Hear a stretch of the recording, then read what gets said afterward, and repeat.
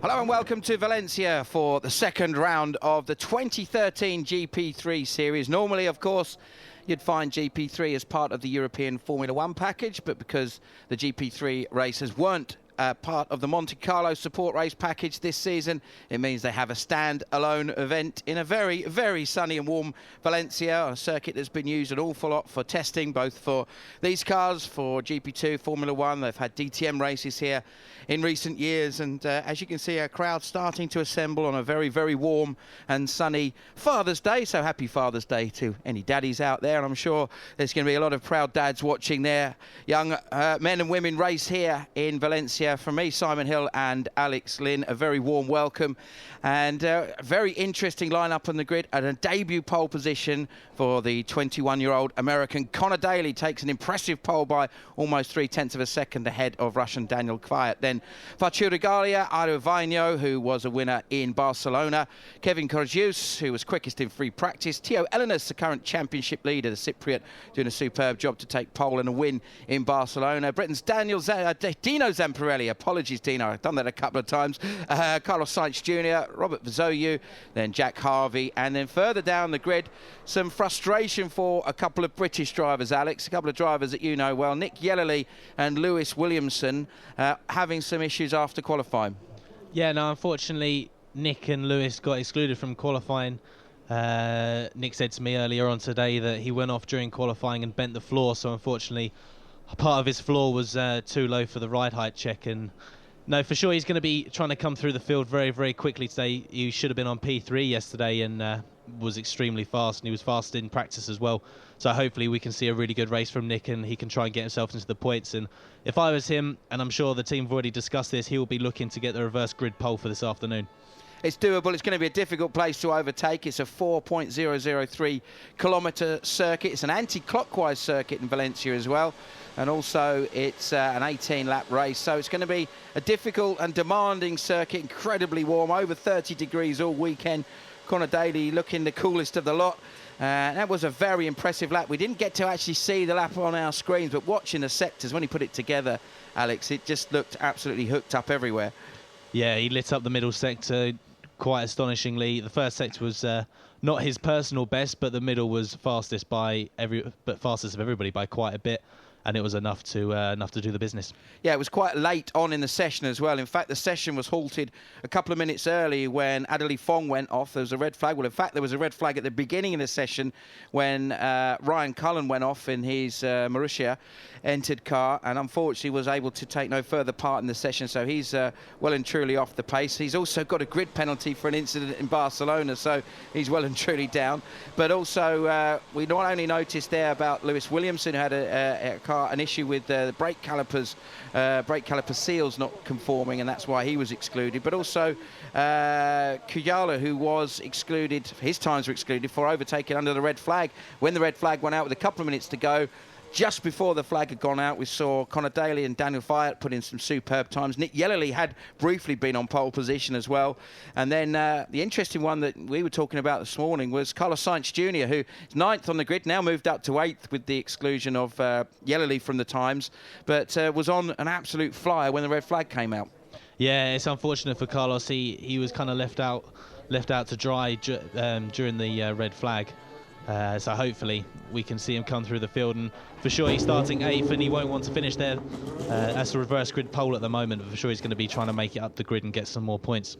Now, of course, these are the new for 2013 GP3 cars, an all-new Dallara design car, more aerodynamics, a lot more powerful engine, 400 plus horsepower from a 3.4 litre AER V6. There is Teo Elenis in the Marussia Manor racing car, who won at Monza at the end of last year and started off this season where he left off with a pole and a win in Barcelona and a consistent run in the second race as well.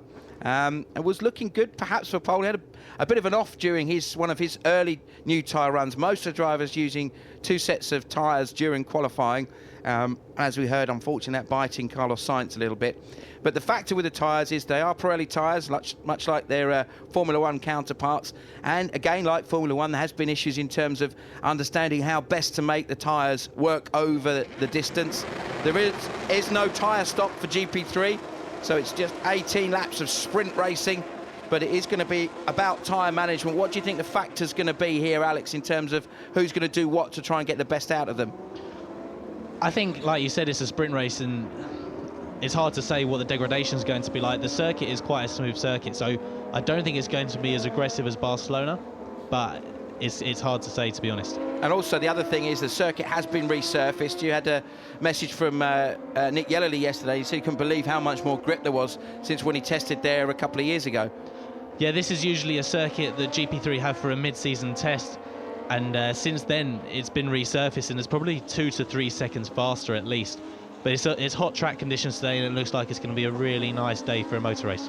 And one of the other key factors is that they did have a mid-season, or not a mid-season because we're only early on in the season, but we had a break in the regular season between Barcelona and here in Valencia, and they had a test in Hungary. It was mixed conditions, so perhaps not as conclusive as they would have liked, but you saw Arevano and at the top of the timesheets on one of the days. Facu Regalia, the Argentinian driver who will start third today, he also was quickest in one of the sessions. Another driver that was very impressive there, who's perhaps not quite had the run he would have liked, is the 19-year-old English driver Josh Webster. The 9 Group entered car, one of the status GP drivers, was 4th fastest in that second session there at to Hungary. We're hoping to see good things from Josh. I know his supporters, his dad Nick and his sister Fern and the rest of the family, plus James Palmer, who's been very, very instrumental in getting him out here racing, will be there cheering him on. But this man is going to be interesting to see what Elenis can do, because he did look like there was a bit more time in that car. And I don't know if he was maybe another of the drivers that got called out by the red flag on his second tyre run.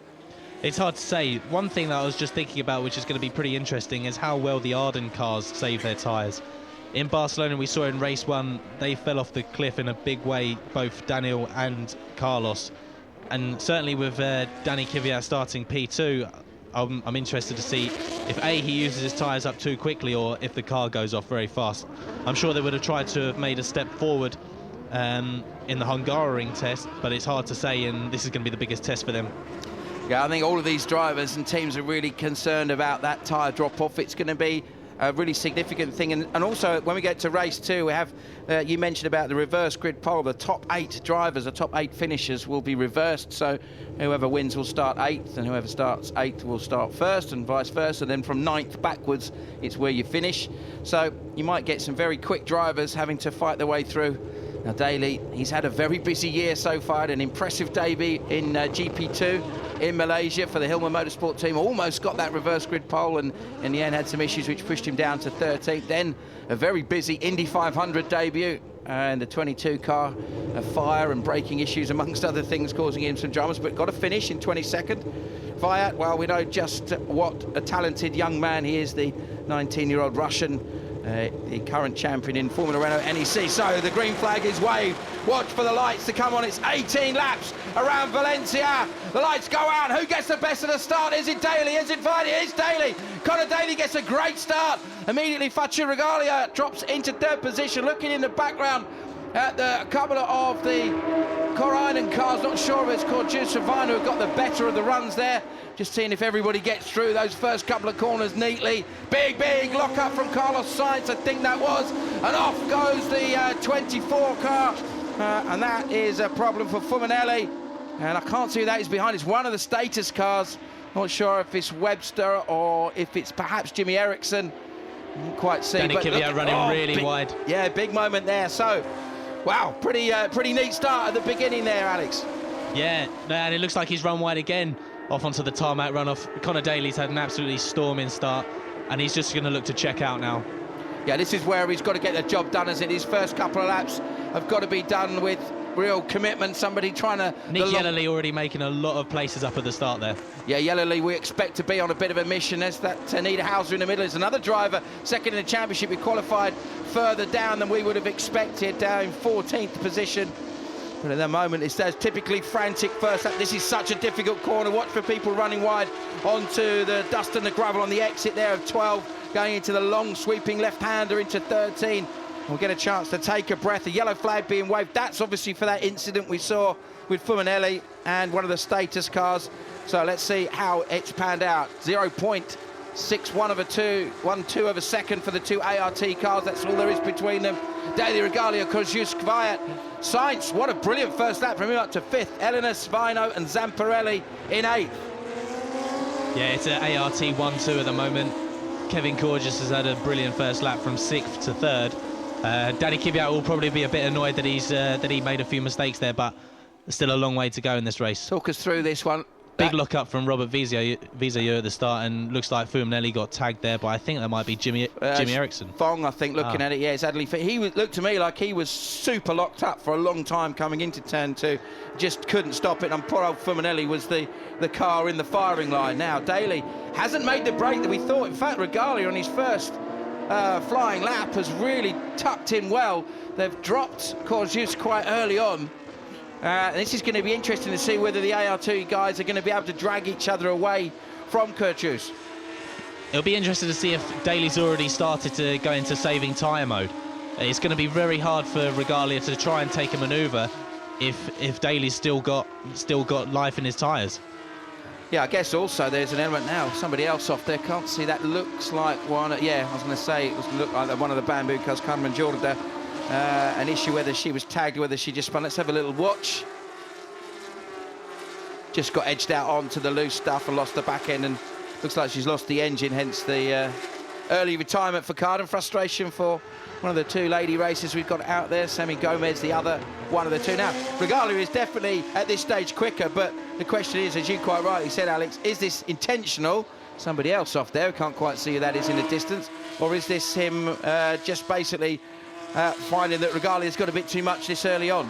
Well, that to me looks a bit too close for comfort if I was Connor Daly. Even if I was trying to save my tyres, that is too close than I would like. Unfortunately, I think it's the yellow flags that are hampering Regalia at the moment. Yeah, and someone like Regalia, you always know that he's got that slightly Latin element of him where he can tend the car down the inside, perhaps a little bit last of the late breakers, and who could blame him? Obviously, there's a lot at stake at this level. Of course, Regalia having raced in the European F3 Open, taking 3 wins last year. His debut win at Brands Hatch mid-season, a couple of wins at the end of the year in Barcelona, and also racing in the Auto GP series, and did make his GP3 debut. But Sainz was the quickest of the drivers in Sector 1 first, last lap there. Kozjusk quickest in Sector 2, so it's going to be interesting to see what they do this time through. It's going to be interesting to see how Carlos and Danny fight in the Arden team. Obviously, I don't think there'll be any team orders, but we've just seen Luis da Silva retiring there early on. Yeah, frustration for the Carlin boys. We saw Liechtenstein. Oh, it's a broken rear suspension, so that looks to me like that might have been contact of some sort. There was somebody else we saw off in the gravel. Carmen Jorda. Liechtenstein has not been shown as coming around either one of the other Carlin cars. Adley Fong and Fuminelli we know about because they collided. In Carmen Jorda, we just saw her being winched away, still in the car, which is always a bit odd when you see that happening. Nick Yellerly already up to P15, so he's come through really strong right from last. Yeah, we're going to watch with interest for the distinctive blue Carlin car of Nick. The Midlander is going to be on an absolute mission as they're changed there. There's Webster fighting hard in the middle of the pack. He's fighting, I think, that was Venturini, perhaps scrapping with him. 23 car, yep, Giovanni Venturini and Josh Webster. There is that 9-group car that we were talking about a little bit earlier. There's an incident involving cars 18 and 24 that will be investigated after the race. Yeah, so that is that first corner or second corner accident that we saw. Melville McKay, well, there's an Englishman that has got a very varied heritage in terms of his family history, but a very unusual mixture of nationalities involved in Melville. But he's been racing mainly in Europe in the Formula Renault ALPS series, amongst others, driving for Interwetten. So a bit less well-known than some of the drivers you might know, the British drivers, for those British fans watching this, but certainly a talent to watch nevertheless. Yeah, I've just seen, passing through the shot there, that Fakir Regalia is very, very close to Connor Daly now. They're just starting to break away from the rest of the field. The ART car's looking particularly strong today. We just saw a shot of the third ART car of the current British Formula 3 champion, Jack Harvey, currently sitting